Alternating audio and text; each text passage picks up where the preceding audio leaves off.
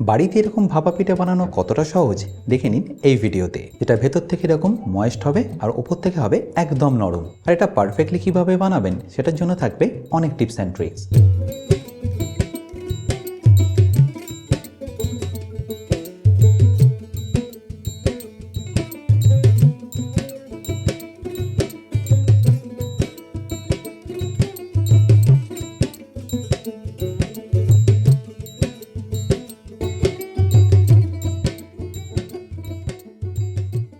By the way, আমি chef Atanu, আপনারা দেখছেন অতনুর রান্নাঘর।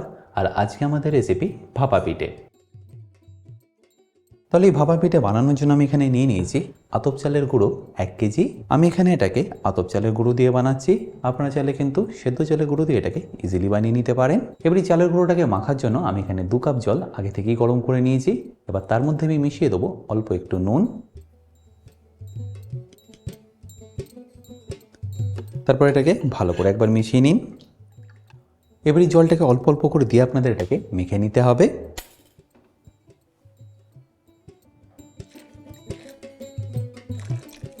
প্রথমে কিন্তু অনেকটা দিয়ে দেবেন না, অল্প অল্প করে এইভাবে দিতে থাকুন আর এইভাবে মেশাতে থাকুন।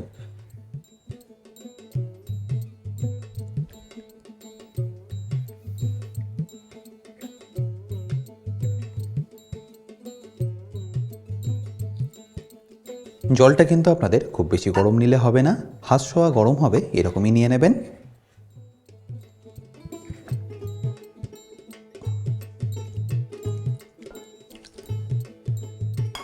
বুঝবেন কিভাবে যেটা পারফেক্টলি মাখা হয়েছে? তার জন্য এইভাবে একটু ডালা করলে দেখবেন এটা একটা ডালার মতো ফর্ম হয়ে যাবে, আর তারপর ভেঙে নিলে এইভাবে এটা ভেঙেও যাবে। ব্যাস, এবার এটাকে আমি এখন সাইডে রেখে দেবো মিনিমাম 10 মিনিটের জন্য রেস্টিংয়ে আমি এটাকে ঢাকা দিয়ে রেখে দেবো। আচ্ছা, এবার এখানে আমি নিয়ে নিয়েছি 700 গ্রাম খেজুর পাটালি, যেটাকে আমি ছুরি দিয়ে ছোটো ছোটো করে কেটে নেব। আপনারা চাইলে এটাকে কিন্তু গ্রেটও করে নিতে পারেন। আর ছুরি দিয়ে এইভাবে কাটলে দেখবেন এটা খুব তাড়াতাড়ি আপনারা করে নিতে পারবেন।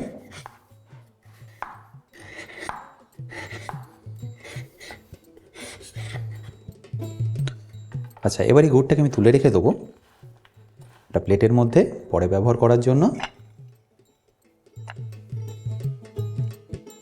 এবার চালের গুঁড়োটাকে ছেঁকে নেওয়ার জন্য আমি এখানে নিয়ে নিয়েছি একটা পাত্র আর ছাঁকনি। আর 10 মিনিট পরে দেখুন এটা এখন পারফেক্টলি রেস্ট হয়ে গেছে। তো এই চালের গুঁড়োটাকে এর মধ্যে অল্প অল্প করে দিয়ে ভালো করে ছেঁকে নেবো। আচ্ছা, এখানে একটা ছোট টিপস আপনাদের দিয়ে রাখি। ভাপা পিঠাটা যখন আপনারা বানাবেন সেটা ছেঁকে নেওয়ার জায়গায় আপনারা চাইলে কিন্তু এটাকে মিক্সিতে একটু ঘুরিয়ে নিতে পারেন। এই প্রসেসটা করতে কিন্তু আপনাদের একটু সময় লাগবে, তাই একটু ধৈর্য ধরে এটাকে আপনাদের করে নিতে হবে। তাহলে পুরো চালের গুঁড়োটাই দেখুন এখানে আমার ভালোভাবে ছাঁকা হয়ে গেল। তাহলে ছাঁকার পরে টেক্সচারটা দেখুন এরকম হয়ে গেছে। আপনাদের কিন্তু এরকমই টেক্সচারটা রাখতে হবে। এবার আমি আপনাদের একে একে পিঠে বানিয়ে দেখাচ্ছি। বাট তার আগে দেখুন আমি এখানে একটা হাঁড়ি নিয়ে তার মধ্যে জল নিয়ে সেটাকে গরম করে নিয়েছি, আর তার মধ্যে রেখে দিয়েছি একটা ছাঁকনি পিঠেটাকে ভাপিয়ে নেওয়ার জন্য। এবার পিঠেটা বানানোর জন্য আমি এখানে নিয়ে নিচ্ছি একটা ছোট বোল, যার মধ্যে আমি দিয়ে দেবো অল্প একটু চালের গুঁড়ি। এটাকে ভালো করে প্রথমে আপনাদের এইভাবে একটু ডাস্ট করে নিতে হবে বোলের মধ্যে, যাতে বোল থেকে এটা খুব তাড়াতাড়ি খুলে যায়। ব্যাস, এবার এর মধ্যে আমি নিয়ে নেবো ছেঁকে নেওয়া চালের গুঁড়োটা। প্রথমে হাফ নিয়ে এইভাবে প্রেস করে দিন। খুব ভালো করে আপনাদের এইভাবে প্রেস করে দিতে হবে প্রথমে। দেখুন, এবার এর মধ্যে আমি দিয়ে দেবো গুড়। গুড়টাকে আপনাদের এইভাবে একটু সেন্টারে দিয়ে দিতে হবে। আর সেন্টারে এইভাবে গুড়টা দেওয়ার পরে আপনাদের মধ্যে দিয়ে দিতে হবে অল্প একটু নারকোল। আর নারকোলটা দেওয়ার পরে এইভাবে একবার ভালো করে সেট করে দিন। আর তারপর সেকেন্ড লেয়ারে আবার এটাকে দিয়ে দিন।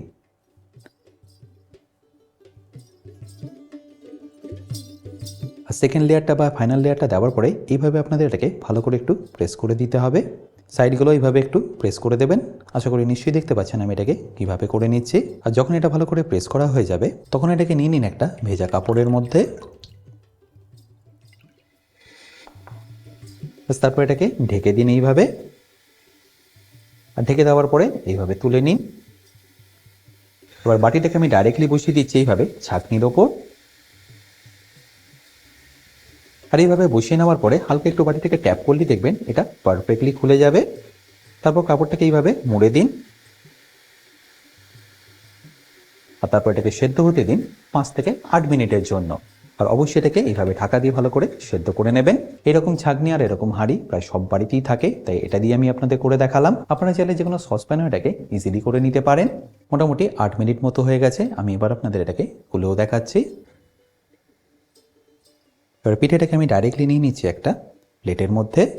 এবার দেখে নিন পিঠেটা কতটা পারফেক্ট হয়েছে। দেখুন, তাহলে নিশ্চয়ই দেখতে পেলেন এটা বানানো কতটা সিম্পল। এবার এই একই পদ্ধতিতে আমি আপনাদের বাকিগুলোও করে দেখাচ্ছি। আর এটা বানানোর আগে প্রতিবারই কিন্তু কাপড়টাকে আপনাদের এইভাবে জলে একবার ভিজিয়ে নিয়ে ভালোভাবে নিকড়ে নিতে হবে। আচ্ছা, এখানে বলে রাখি, আপনারা যারা এখনও আমার অতনু রান্নাঘরের অ্যাডভান্স কুকিং কোর্সটা নেননি, তারা নিয়ে নিতে পারেন আমার নিজস্ব ওয়েবসাইট www.otonurannakar.com থেকে। এই কোর্সটা মেনলি রেস্টুরেন্ট স্টাইল খাবারের ওপর। রেস্টুরেন্টে কি গ্রেভি বা কি সস বানিয়ে রাখে, যার জন্য আপনাদের 10 থেকে 15 মিনিটের মধ্যেই এই খাবারটা পরিবেশন করতে পারে, সেই সব কিছু আমি শিখেছি এই অ্যাডভান্স কুকিং কোর্সে।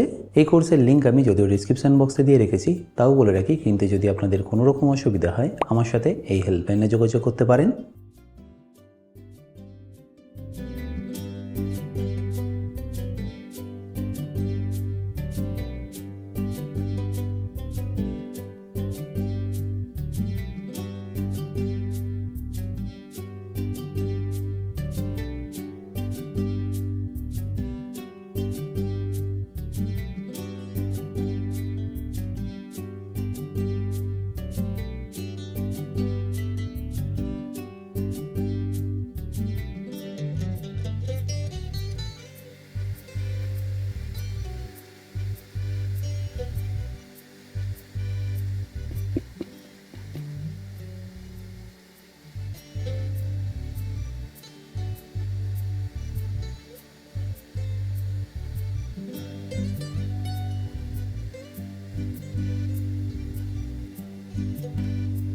আচ্ছা, এখানে বলে রাখি, আপনারা যারা অতনু রান্নাঘরের ইউটেন্সিলগুলো কিনে নিতে চাইছেন, লিঙ্ক আমি ডেসক্রিপশন বক্সে দিয়ে রেখেছি। অ্যামাজন থেকে সেটা আপনারা ইজিলি কিনে নিতে পারবেন।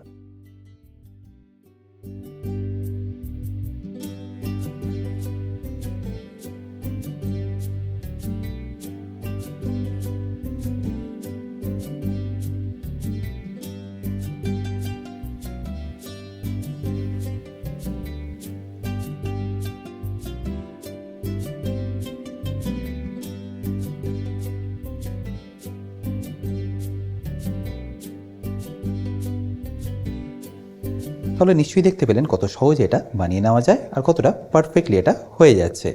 দেখুন, ব্যাস, এবার এটাকে আমি আপনাদের সার্ভ করেও দেখাচ্ছি। আশা করি সম্পূর্ণ রেসিপিটা আপনাদের নিশ্চয়ই ভালো লেগেছে। আর যদি ভালো লেগে থাকে অতি অবশ্যই কিন্তু আমাকে কমেন্টে জানাতে ভুলবেন না। বাই দ্য ওয়ে, আমি শেফ অতনু, আপনারা দেখছিলেন অতনু রান্নাঘর। দেখা হচ্ছে আপনাদের সাথে একটা নতুন রেসিপি নিয়ে নেক্সট এপিসোডে। ভালো থাকবেন, সুস্থ থাকবেন।